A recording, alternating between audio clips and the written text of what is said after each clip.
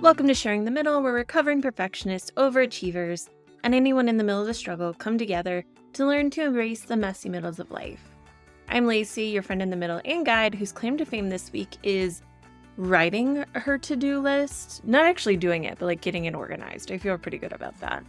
This week, I'm joined by Adriana Keefe. Adriana is an award-winning real estate dropout turned human design coach and motivational speaker. After her own quarter-life crisis, she is now teaching high-achieving women how to create harmony in life and business without sacrificing their goals. Adriana is offering several free live masterclasses through May 31st, where you can learn more about human design and how to use it in your business. You're going to hear me gush about Adriana and human design, so I wanted to make sure you had the opportunity to attend one of these if you were interested.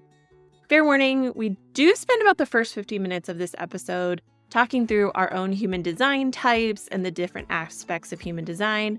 I personally think this is so cool, but if you want to kind of skip ahead to our regularly scheduled programming, you can start in at about the 16-minute mark. There is an additional trigger warning where we will talk about sexual abuse later in the episode as well. It's a really great conversation, and like I said, you're going to hear me gush. I really appreciate Adriana and the effect that she and human design have had on my own journey. Let's jump in. Welcome, Adriana. I am so excited to have you on because you have a big role in my middle journey in a lot of different ways. And I know you know, but I'm going to gush for a minute if that's okay. At the beginning of my middle journey, I took your human design course and I really rediscovered myself in a lot of different ways. And in that rediscovery, it gave me the tools to be able to do what I'm doing. So being able to identify and know that I am a manifester and that all these things that I've been suppressing in myself for so long are actually natural to me and not only okay, but my superpower has been huge for me. So huge. I have really gotten into human design on my own. I think it was 2 weekends ago, I got as many people in my family to send me their birth times. I pulled all their charts. I made my own little spreadsheet of what everybody was and like comparisons because I thought it would be interesting. I love it. So yeah, and I think I love your approach to human design specifically, and that honestly it can sound very woo, very out there or whatnot. And you recently rebranded your podcast, and I know we'll talk about this. And I loved in the first episode of the rebrand, you're like, take what you want. If you don't want to get into the super spiritual side, that's fine. You can take the aspects of this that works for you because a lot of it has been ringing so true in my life. Thank you for being a part of my journey to where I am, because I can say with a whole heart and absolute certainty that I was supposed to take your class, that I was supposed to meet you, and that it has truly helped me structure my life in a way that feels good even during this very difficult time. Thank you. Thank you so much for not only just sharing all those kind words, but for actually using the design strengths to your advantage, for actually using the education that is you and some other few students that I've had from those programs continue to reach out to me and tell me like, this happened and this happened. And I can't tell you how much that means to me because I'm still human and I still have bad days. And I'm still like, is this right for me? Is this wrong for me? And then I get a message from one of you guys and you're like, oh my God, this what happened. And I'm just like, "Ah." So thank you for always sharing, not only with me, but with everyone else and for continuing on the journey because it's a journey, man. It is a journey. It is a very deep well. And it's so funny to talk to people about it because I'll be like, "Oh, I had this suspicion that many people in my life or in my family specifically were generators or generator types.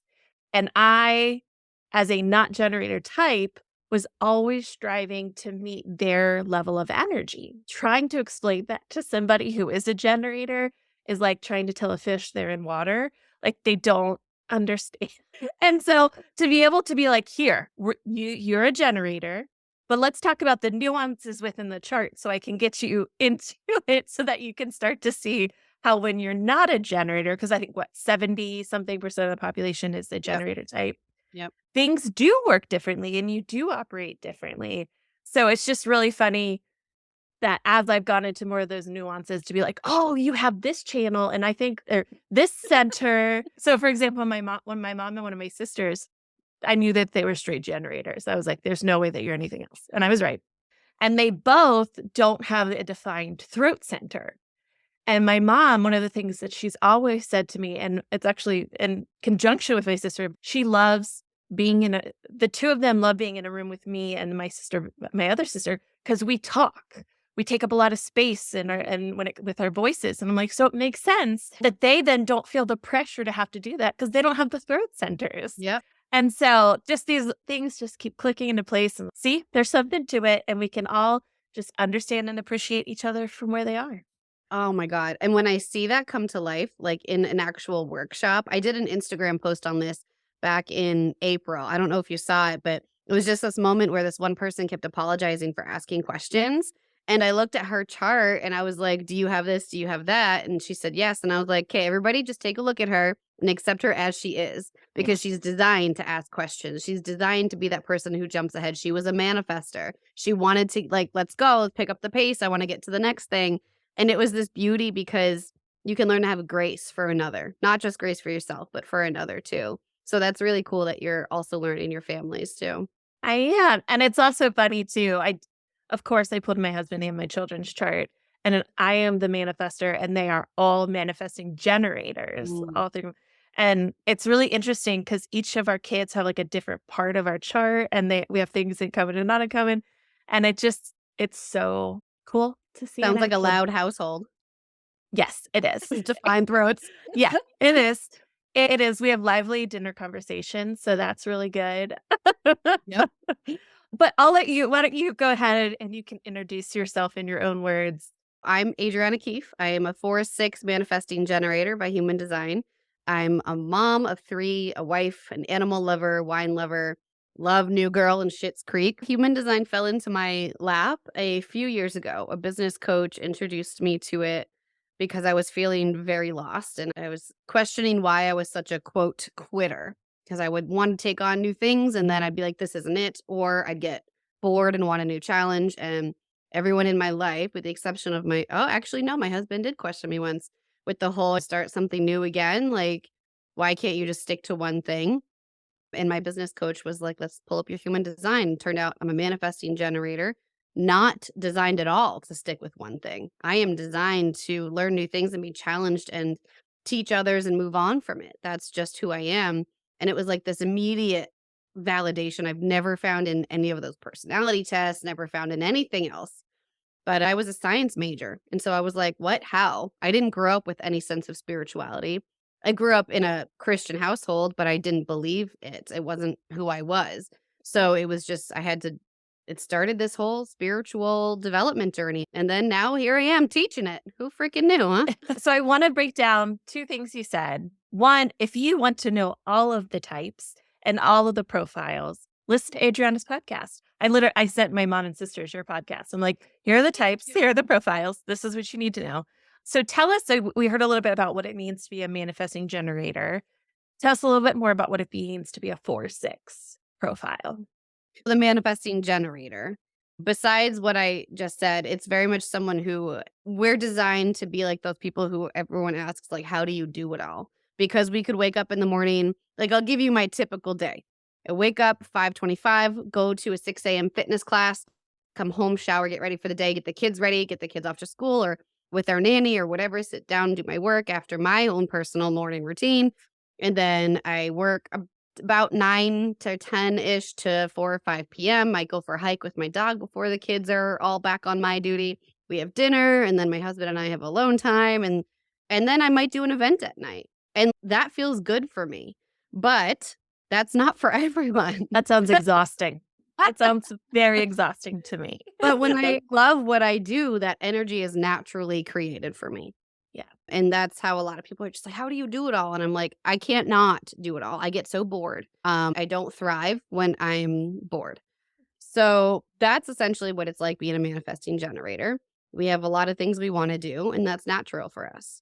With the 4-6 line, so the profiles are what they say about you is like how you live out your purpose here on life, what your behavioral traits and whatnot are as you live out your purpose. And so the first number is a conscious personality side of you that when I say it, you're probably like, oh, yeah, that's me.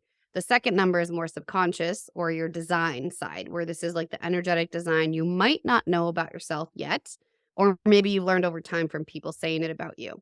And my four means opportunist. I'm someone who is very much in love with making relationships and connecting, seeing my community, talking with my community, seeing how I can help others, connecting people to each other constantly for growth and whatever they need. I just naturally love to do that. And then the line six is called the role model.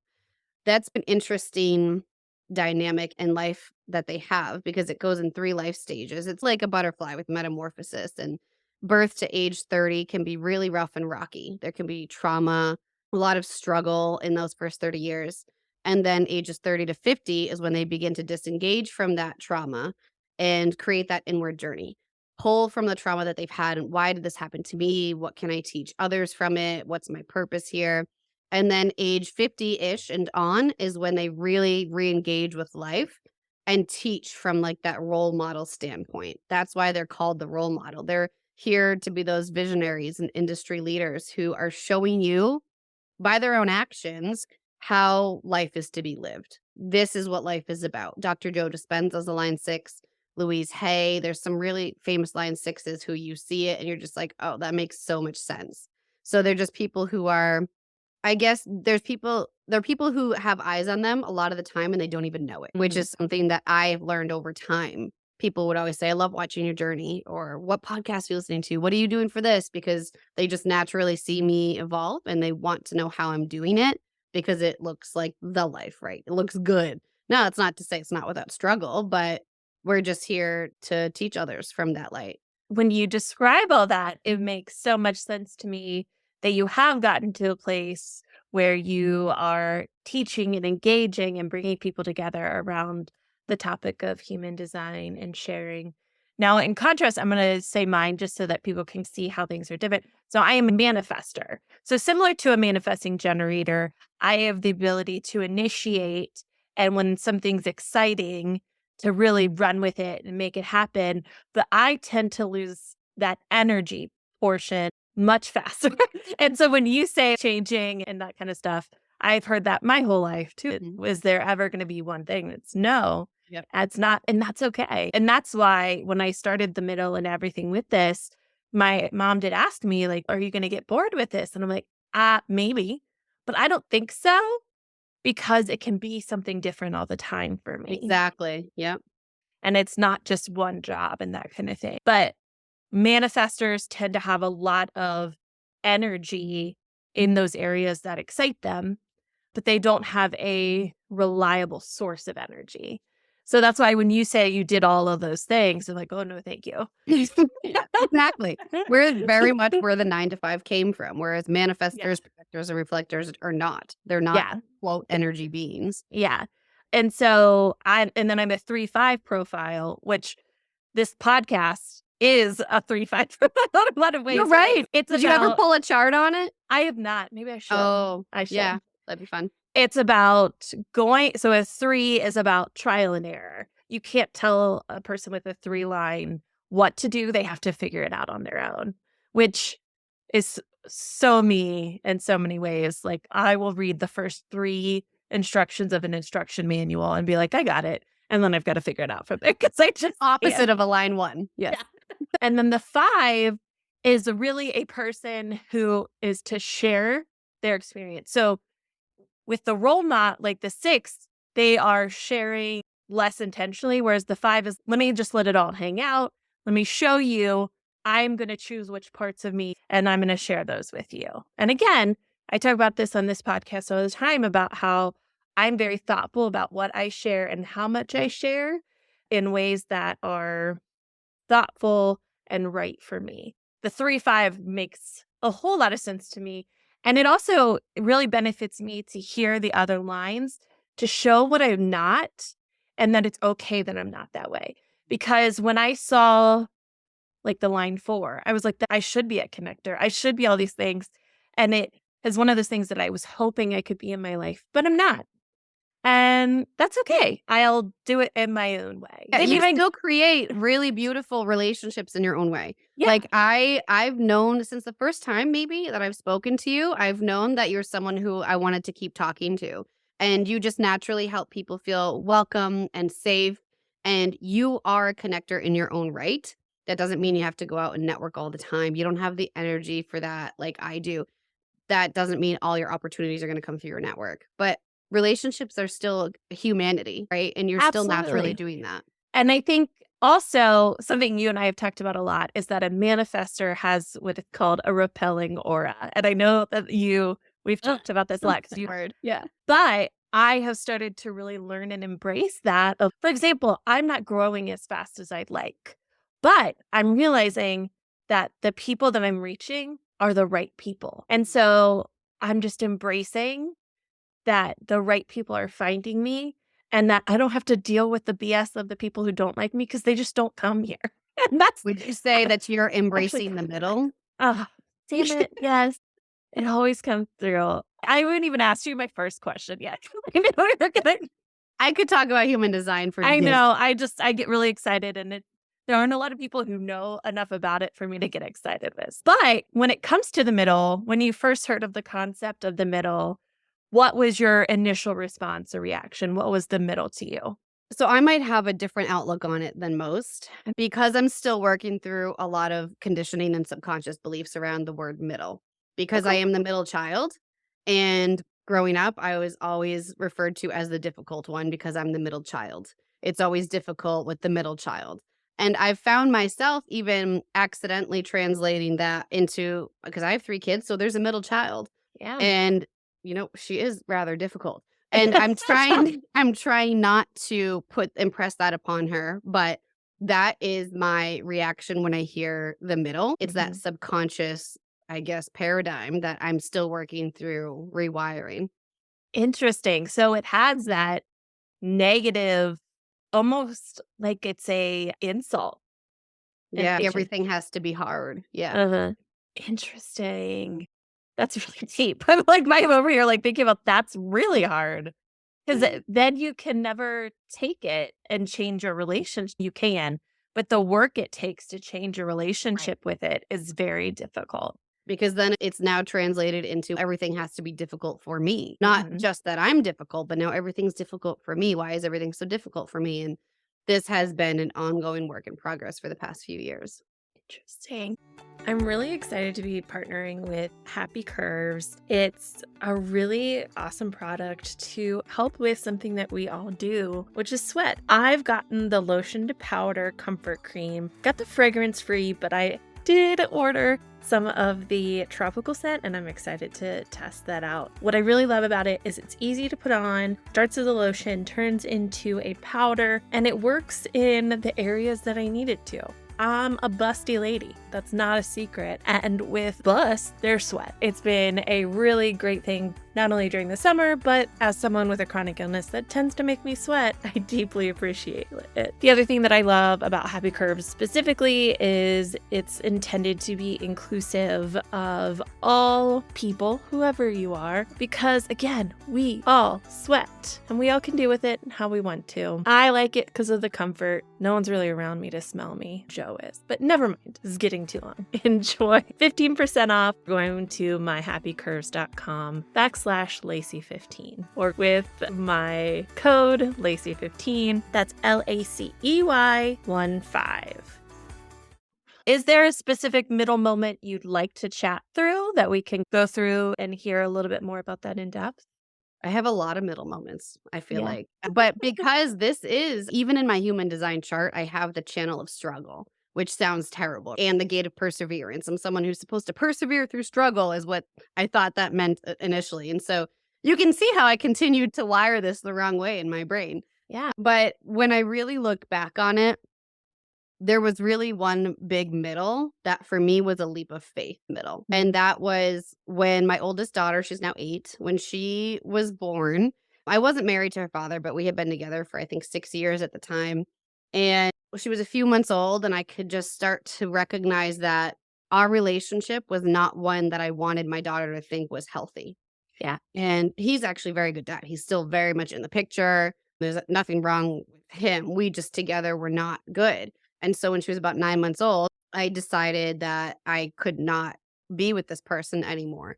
And eventually I moved out and I became a single mom, half-time single mom, and really was trying to reassess what was happening with my life. And really it was just this leap of faith with knowing I don't know what this means for me long term, but I do know that's not how I want my daughter to think men treat their wives. And other than that, I had no clue what was going to happen. I was just like, yeah, no, this isn't what I want for her. Bye. And I left, and that was just this quietness. Yeah. Actually, it was the first night that I moved into my apartment. She stayed with him so I could move and unpack and everything, and I remember laying on my living room floor. There was no internet yet, so I didn't have a TV or anything like that hooked up yet, and it was just so quiet. Mhm. My friends had left who helped me move, and I remember just laying there crying, like, in the fetal position, thinking to yourself, like, this was right, but right now it's really hard." Mm. And those next few months that I walked the path down, it was interesting. It was a roller coaster of, "This is what's right," and, "My god, this is so quiet. What do I do on these days when I don't have her?" But it was a really beautiful time because I started to embrace the relationships that I saw that I was like, "That's what relationships should look like," and I actually ended up dating my husband during that time, and I think honestly for me, it was just that giant leap of faith and then the quiet, and that was where my middle was. There are 2 things that I would point out. The first one is, as you were talking about, you left that relationship not because you didn't see it as not right for you. You saw it as not right for your daughter. And so I find that really interesting with what you were saying earlier of things need to be hard.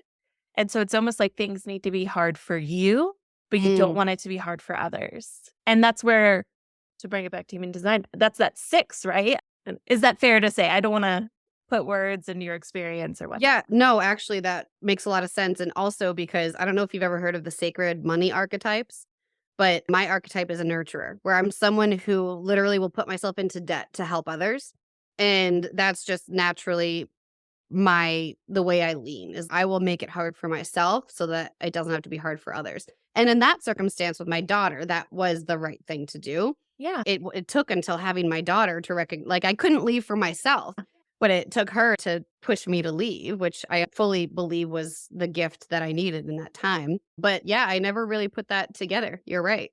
But that was just how you were talking about it. I was leaving for Yeah, her, I was doing this for her, and I was like, "Oh, you're where are so you? right. Where are you in this?" You're so right. Yep.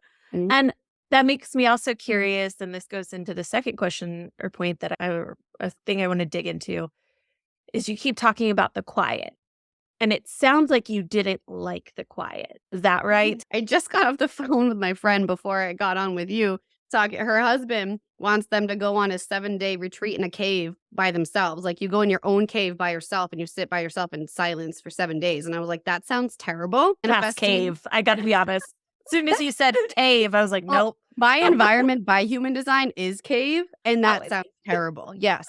My manifesting generator side, like I like to be doing things. That being said, I do fully understand there is beauty in getting really quiet with yourself. And I think for me, in that moment of time, I was really afraid of the quiet. Well, the quiet meant I don't have my daughter right now, which was yeah. hard for me for a long time. Over time, I ended up embracing it because I was like, oh, hell yeah, I can travel again. I can do this. I can do that. Quiet meant I no longer have a partner to lean on. I'm financially independent right now. All these other things that quiet meant. But it also meant now you got to work on yourself.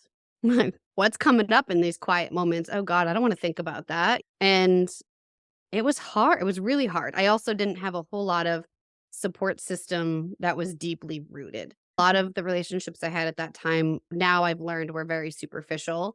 And even with my own family, we're actually, my sisters and I are a lot better now, but we were never deep with emotions and things like that. So it felt scary to dive into that rabbit hole and not have someone who would be there to hold my hand. I think it's really interesting because I find support in general as something that we as a society don't actually understand. Like, we talk about having a support system or you need a support system, all this stuff. But when it comes to the actual act of it, it's so either not there, or like people don't know what to do. And this is again just me being nosy. What would you say is it the you mentioned your sisters, is it just that you guys are more emotionally available? Asking for, accepting support is scary. So there's a vulnerability in it. So even if you're not like sharing huge vulnerable things and emotional stuff, to ask somebody for it is to signal that you are vulnerable. And as people, we don't want to be vulnerable, right? We don't want to be seen as weak or whatnot. And so I'm just curious what that was for you that made the shift that you said you do have support now. Honestly, there's 1,500 things that just came to mind in regards to why do we have such trouble supporting one another? Honestly, one of the biggest things that I see is that we're so conditioned to not look a certain way. Oh gosh, I Mhm. can't text her when I'm thinking about her because then what if she's like annoyed that I'm messaging her so much? Oh my God, what if I cry in front of her? She's going to think I'm so emotional. Like we're constantly feeling like we're judged. And to be honest, we were raised in a society that judges a lot. And we need to let that go. We need to let each other allow themselves to be emotional or whatever. Be them damn selves. Just let people be themselves. Also, that whole "it takes a village" was a thing, and we very much isolated ourselves, but we still need that. So, allowing yourself to lean on others feels, like you said, vulnerable. It feels, oh God, we have to do it all. So, in regards to my own sisters and I, what I'm about to say is a trigger. So, for anyone who has a history of abuse, specifically sexual abuse, you might want to skip forward on this part. But when I was young, I was sexually abused by someone who married into the family. And it was a couple of years, but I didn't come forward about that until I was maybe, I want to say 13. And unfortunately, nothing was done at the time. Well, after I had my daughter, I started to recognize that this was something that was important and that I needed to take action on. So I went to my local police department and went through the whole process. We ended up going to court. And that's when I started to lean on specifically my older sister because she had known about it. And my little sister, I at the time didn't really know much about it. And there's not a lot of talk about feelings, never mind abuse, right? Yeah. So that kind of sparked something between my sister and I where I could lean on her more. And then as the years went on and as we evolved, I'm now having to deal with the PTSD of this and currently working through the trauma and working with therapists and whatnot. And so within all of the work I've been doing, I've had to have those hard conversations with my sisters. And we've really started to bond through that in a way that I feel safe coming to them for anything or Mm. just simply asking for them to come over for dinner because we miss them instead of feeling like I'd be annoying. Yeah. Something so big and terrible really bonded us over the years. And a lot of this is like really fresh. Like I'm talking within the past 6 months fresh. So we're still learning, really learning each other emotionally, I think, and how we want to lean on each other and say I love you, and, like, our family was never like the I love you, huggy family. We weren't raised in that, so it's Mhm. natural for us to not know what to do. But yeah, it's taking time, but we're like, "Oh my god, we love having these moments together. We need more of these," kind of thing. First of all, thank you for sharing. It's interesting to hear from you about how it's affected my relationships. I don't think that's something that we hear often, especially not in positive ways, of this being a barrier that was removed, created more room for the people in my world to come and help me. And there's something really beautiful in that part of the situation that I think is really cool. Yeah, I mean, it's great. I'm literally following that line 6 trajectory to a I to like, know, in like my that. 30s, re-engaging with life, trying to Yeah. disengage from the trauma. Now I feel bad for all line sixes. I'm like, oh man. Not every line 6 has like big T trauma. No, I've found that doesn't necessarily mean trauma for them. Do you think that line six, knowing that about yourself, makes it easier for you to share? Mhm. Because sharing Yes. about sexual abuse in a public forum is very difficult. There's a lot of moving parts to that, but, when I decided to take action on it is when I decided to start talking to someone with therapy, and not just that, but I was starting to learn the statistics as I was going through the court process where they were trying to encourage me, you're not the chances of you actually winning this argument are like 2%. Like you'd be better off just saying assault or something like that. And I was like, that's not the point of this. I'm not doing that. Of course, I didn't win. That was before the Me Too movement and everything else. But because of those statistics, I recognized how many women might not have a shoulder to lean on. So I started talking about it more publicly. And you would be floored by the amount of women who reached out to me just from a simple post on Facebook, talking about it somewhere, and 9 out of 10 times they had never told anybody. And so that kind of fueled me to work on this trauma more myself so that I could be more capable of talking about it, so that we did bring more light to this. And honestly, I think every woman out there has struggled or had some sort of sexual assault to them. Every single woman, which is a disgusting thing to think about, but it's so common that I feel like it has to be talked about. And yes, I see now why, soul purpose wise, why it happened to me, because the Mhm. design that I have, I'm built to speak up on it. And so I fully understand now why it happened, what happened the way it did and everything. Yeah, I feel comfortable talking about it. I love the phrase soul purpose because I'm gonna commandeer that for myself because Go for I it. have a similar feeling into what I'm going through of, okay, I can handle this.